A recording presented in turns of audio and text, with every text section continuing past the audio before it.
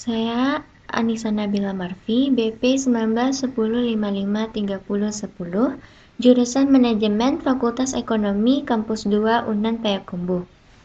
Baiklah, di sini saya akan menjelaskan tentang analisis jaringan. Analisis jaringan merupakan metode analisis yang dapat memberikan informasi atau gambaran kepada pihak manajemen dalam sebuah perencanaan kegiatan agar dapat dilakukannya pengawasan dan pengendalian produksi. Dengan menggambarkan jaringan atau diagram network, kegiatan proses produksi, pihak manajemen akan memperoleh manfaat antara lain. Yang pertama, memperoleh logika ketergantungan atau logika kegiatan produksi. Yang kedua, dapat mengetahui bahaya akan keterlambatan dari proses produksi. Yang ketiga, dapat dilihat kemungkinan perubahan jalur kegiatan produksi yang lebih baik atau lebih ekonomis.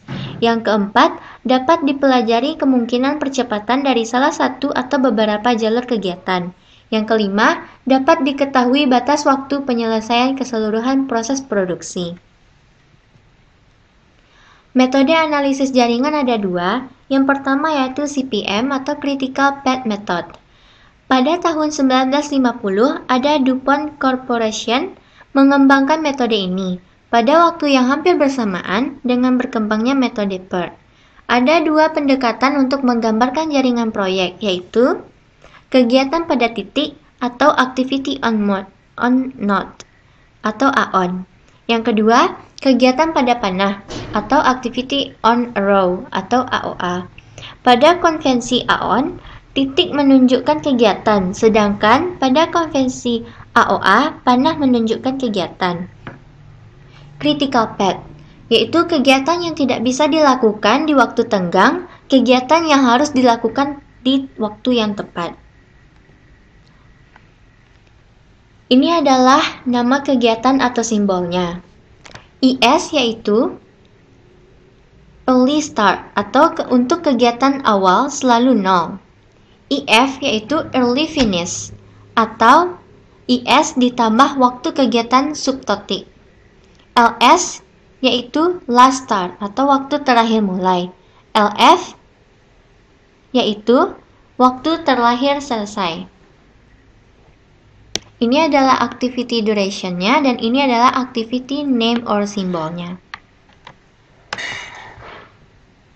Langkah-langkah untuk CPM, yang pertama, buatlah diagram dari tabel yang telah disediakan. Yang kedua, tentukanlah IS atau IF dengan cara bergerak ke kanan dengan memilih nilai terbesar. Tentukan LS dan ILS dengan cara bergerak ke kiri dengan memilih nilai terkecil. Keempat, tentukan computing slack time dengan cara LS dikurang ES. Metode kedua yaitu PERT, Program Evaluation and Review Technique. PERT dikembangkan oleh Angkatan Laut Amerika dalam pengelolaan program peluru kendali Polaris yang dirancang untuk membantu schedule agar perencanaan dan pengawasan semua kegiatan dapat dilakukan secara sistematis sehingga efisiensi kerja tercapai. PERT memiliki 3 asumsi waktu penyelesaian, yaitu waktu penyelesaian optimistik, normal, dan pesimistik. Expect time bisa dilihat T sama dengan A ditambah 4M ditambah B dibagi 6. Variance of times dapat dilihat V sama dengan B dikurang A dibagi 6 dikali 2. S pangkat 2 atau variance proyek yaitu variance kegiatan pada jalur kritis. Standar deviasi proyek bisa dilambangkan dengan S. Nilai deviasi normal dapat dilambangkan dengan Z yaitu batas waktu dikurang waktu penyelesaian yang diharapkan dibagi S. Langkah-langkah untuk metode PERT yang pertama, buatlah diagram dari waktu normal sehingga didapat CPM. Yang kedua, tentukan IT, V, S pangkat 2, S, dan Z. Yang ketiga, masukkan ke tabel normalitas, tentukan nilai peluang yang ada dengan cara melihat baris dulu baru kolom. Yang terakhir yaitu gambarkan peluang di diagram dan buat kesimpulan. Baiklah, selanjutnya kita akan masuk kepada contoh soal. yaitu yang bisa dilihat. Di sini adalah activity-nya, ini intermediate-nya, ini activity dan ini waktunya. Total waktunya yaitu 43.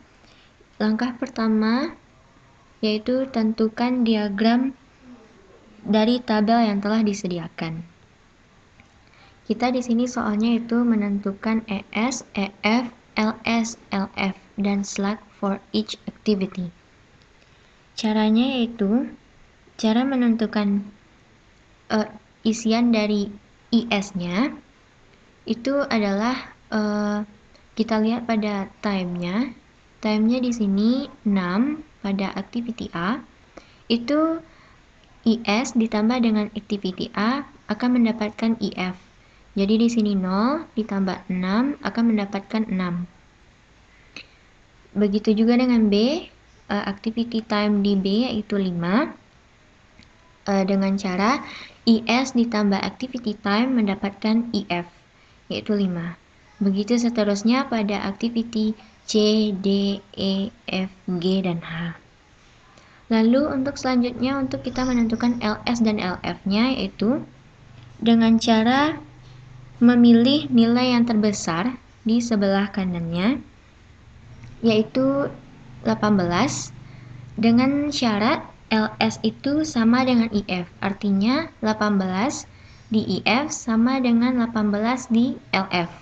Cara untuk menentukan LS-nya yaitu LF dikurang activity time akan mendapatkan LS.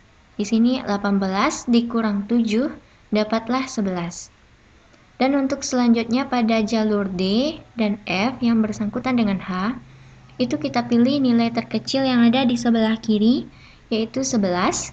Kita tempatkan dia pada lokasi LF. Begitu dengan rumus yang tadi, itu dengan untuk menentukan LS-nya, LF dikurang activity time mendapatkan LS-nya. Ini dengan 11 dikurang 2 mendapatkan 9, dan di sini 11 dikurang 6 mendapatkan 5. Begitu seterusnya dengan jalur-jalur yang lain. Setelah mendapatkan semua nilai IS, EF, LS, dan LF-nya, kita akan menentukan computing slack time-nya dengan cara LS dikurang dengan ES. Apabila LS dikurang IS-nya itu 0, itu critical path-nya yes.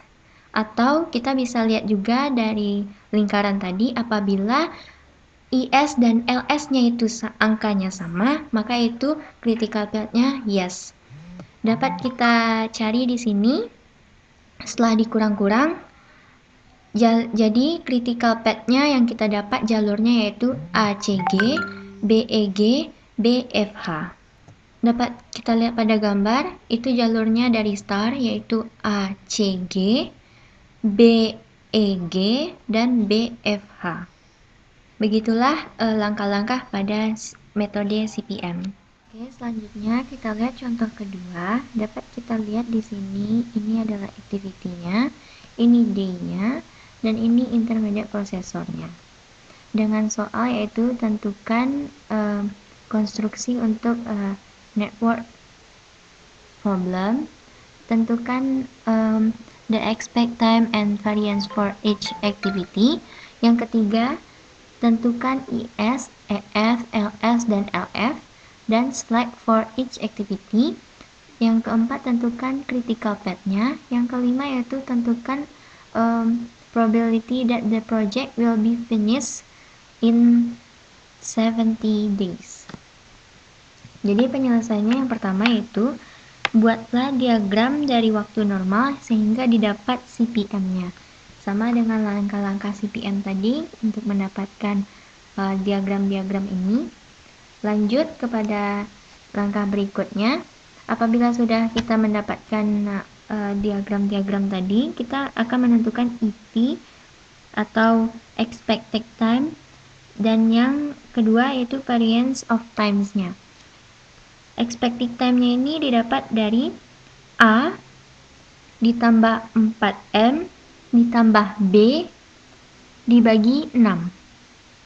Dan variance of times-nya kita dapat dari B dikurang A dibagi 6 dan dikali 2. Didapatlah angka-angka tersebut.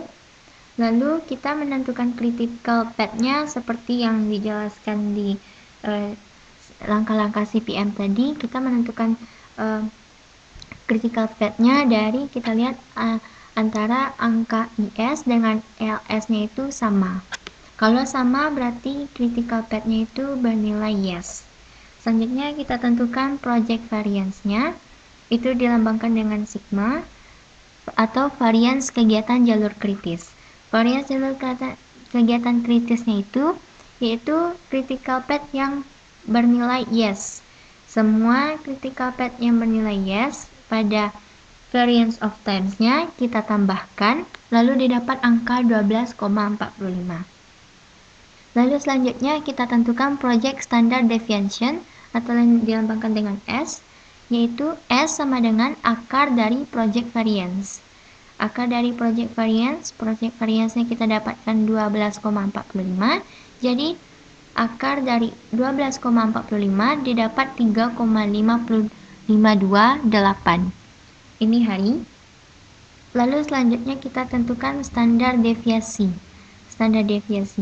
Batas waktu yang kita ketahui tadi adalah 70 hari, dikurang dengan waktu penyelesaian yang diharapkan yaitu 3,52, itu sama dengan 70,7 hari. Dibagi dengan S yaitu 3,52,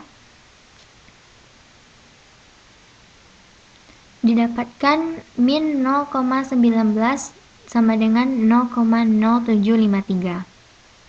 Kemudian merujuk pada tabel normal, kita seharusnya dapat peluang 0,0753 untuk 0,19 dan mendapatkan peluang sebesar 7,53%. Namun, nilai standar normalnya bernilai min, maka perusahaan menyelesaikan proyek tersebut lebih lambat dan dari waktu yang telah ditentukan.